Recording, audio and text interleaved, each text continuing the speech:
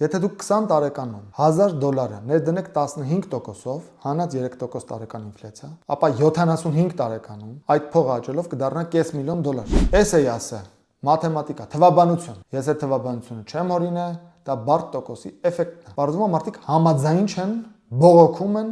բարդ տոկոսի դեմ։ Խնդիրը գիտեք ինչն է։ Մարտնչող տգիտությունը լավ բան չի, բայց ես ուրիշ բան եմ ուզում ասեմ։ Մարտնչող տգետները ինձ չեն հետաքրքրում։ Մոռանանք իրանց։ Ես իմ խոսքը ուզում եմ ուղղել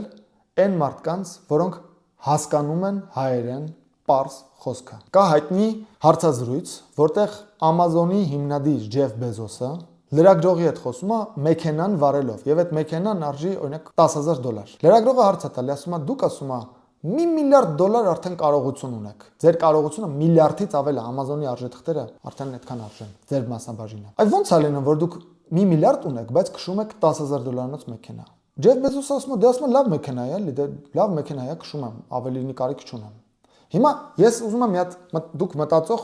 խելացի մարդիկ եք։ Ոչ թե ինձ պատասխանեք, այլ մտածեք այս հարցի մասին։ Այ ո՞նց է լինում, որ $1 միլիարդ ունեցողը քշում է $10,000-նոց ավտո։ Իսկ դուք, որ $10,000 ունեք, քշում եք $20,000-նոց ավտո։ Սա ռետորական հարց է։ Մի պահ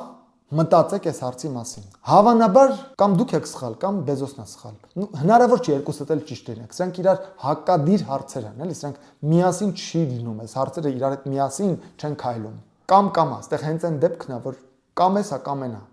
Կամ դուք եք խելացի, Բեզոսը ոչ մի բան չի հասկանում կյանքից, կամ Բեզոսն է խելացի, դուք ոչ մի բան չեք հասկանում կյանքից։ Ֆինանսական կյանքը նկատի ունեմ։